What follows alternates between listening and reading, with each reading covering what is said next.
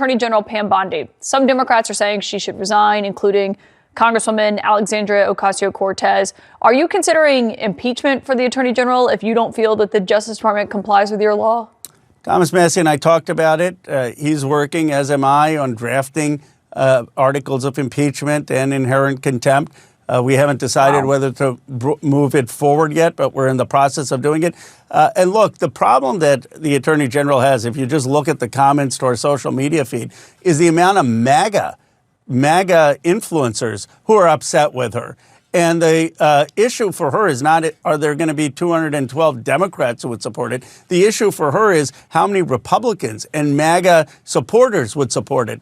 So my hope, because my hope has never been about Pam Bondi getting justice or Todd Blanche getting justice. My hope is she looks at this. She looks at the outrage that MAGA has. She looks at the disappointment that the survivors have, and she makes a decision over the next 2 weeks to actually start releasing these documents, because she may lose more Republicans in the House than she anticipates. So y'all are drafting articles of impeachment. I mean, how will you decide if you're going to file that?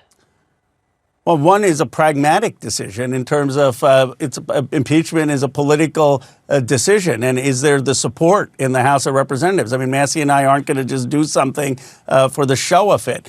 But my sense is, just looking at the initial reactions from people in MAGA, from survivors, is that this release is going to cause as much grief for Pam Bondi as the earlier releases. Susan Wiles said she whiffed. This isn't building more trust.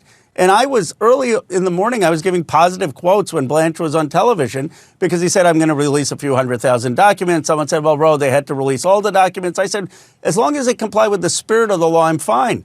But this was in no way complying with the spirit of the law. Massie and I wanted to cheer for actually having released things that helped the survivors, and we were just devastated. The Epstein files have been released, and as you probably would have guessed, they are redacted as hell. In fact, here are the first 4 pages of the files.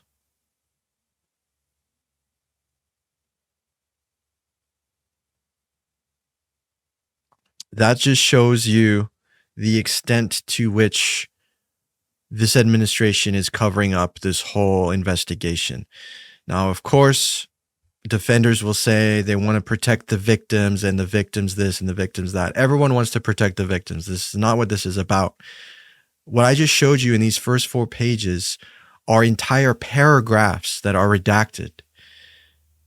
In order to protect victims, you need to just protect their identities. So if there are photos, you redact the people in the photos. If there are names in the files, you either black out their names or replace it with a generic name like Jane Doe, which some of the other files do. But this is redaction beyond anything that makes any kind of sense. And it really just almost proves that they are really covering up a lot of stuff here. Now, one thing I did want to show you guys, one part of the files you can actually find, which they probably forgot to redact, is very telling. Doe versus Indike, which was a case from New York in 2020, and it reads the following. During one of Doe's encounters with Epstein, he took her to Mar-a-Lago, where he introduced her to its owner, Donald J. Trump. Introducing 14-year-old Doe to Donald Trump, Epstein elbowed Trump playfully, asking him, referring to Doe, "This is a good one, right?" Trump smiled and nodded in agreement. They both chuckled, and Doe felt uncomfortable, but at the time was too young to understand why. Mike, what do you make of the release of these Epstein files, and probably more meaningfully now, given the state of these files, the articles of impeachment that both Ro Khanna and Thomas Massie are currently working on for Pam Bondi because of this atrocious handling of these files? Obviously, I'm quite disappointed, but not surprised. We knew these files were going to be heavily redacted. There was Joseph Schmidt, who was the high-ranking DOJ official that was caught in an undercover journalist kind of sting where he thought he was on a date, but it was actually a journalist with a camera asking him questions about the Epstein files. And she asked him, have you seen them? He said yes. And she asked if he thought they would be released, and he says no. And then he clarifies saying if they do get released, they'll heavily redact them so that way Trump and Republicans are protected and the Democrats are going to be the ones thrown under the bus. And it seems we're sort of getting that already.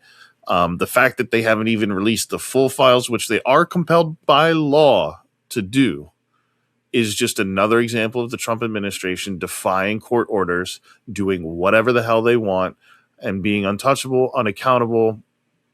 And it's extremely frustrating to sit here and just watch this happen. So I think the fact that they're not fully releasing these when they're supposed to, that alone should be grounds enough to remove Pam Bondi from her position. We knew that she's sort of been the fall person for this for months now. Back when she said, "Oh, I've got the files, they're right here on my desk," and then like a month or two later, she's like, "What files? There's no files. Nobody, blah blah blah. This never happened." Oh, when I said they were on my desk, that was like a metaphor, or like she was very heavily playing it off like there was nothing. She said there were thousands of files and photos, hundreds of victims, and we've yet to hear a single name. No one has been charged. They closed the investigation. And just for all the MAGA people out there who say that, oh, well, Biden had it for years and didn't do anything with it, the reason why is because it was an ongoing investigation. Everything was still sealed under, court privacy acts and things like that. So they were at least investigating it, getting to the bottom of it, and trying to put something together. Whereas Pam Bondi came in and she got into office probably in January, maybe February, and then by March they'd shut down the investigation. And then they also began this redaction task force with the FBI agents who worked like crazy overtime hours.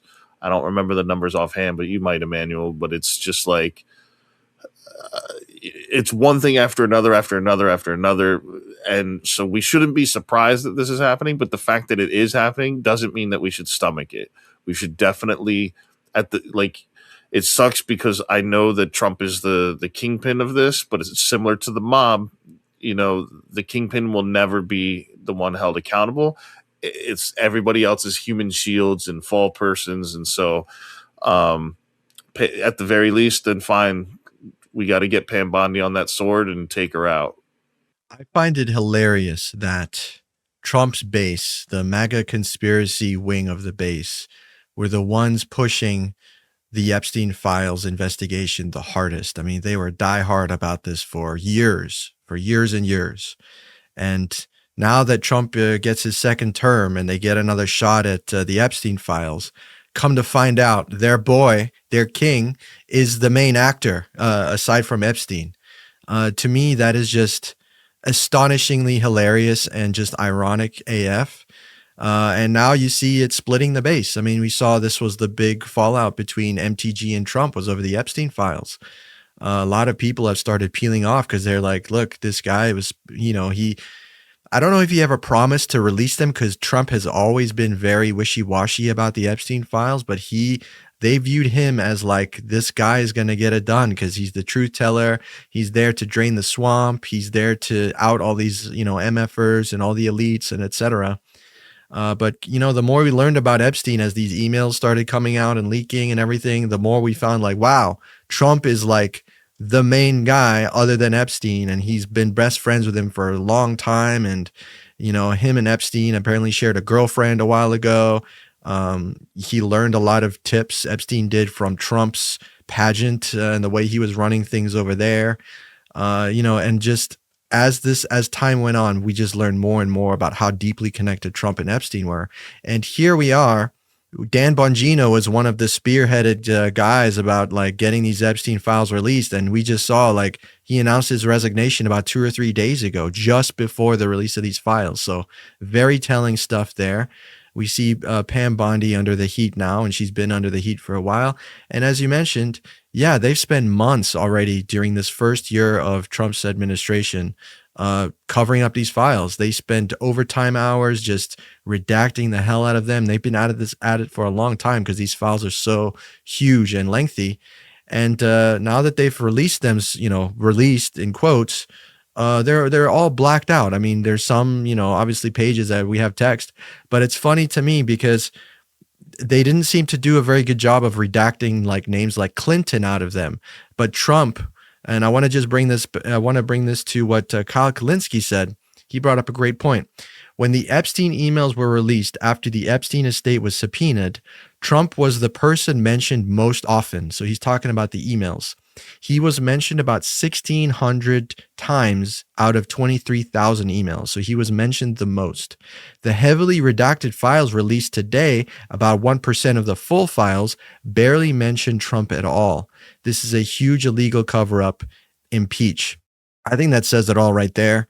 Great point by Kyle. And it just shows you, look, anyone who's buying this is just all in on Trump and they don't care and he can do no wrong.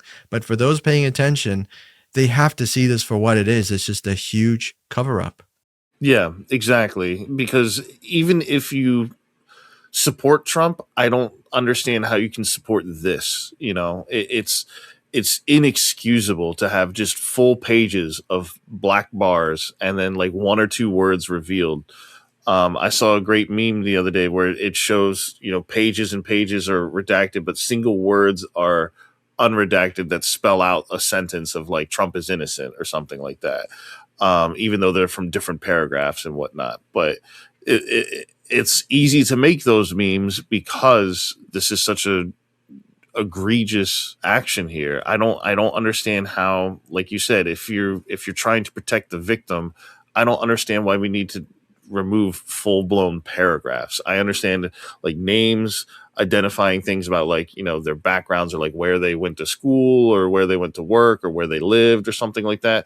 But if there's nouns in there, there's verbs in there, there's adjectives in there, there's all kinds of words in there that could be revealed that don't even have to necessarily show anything.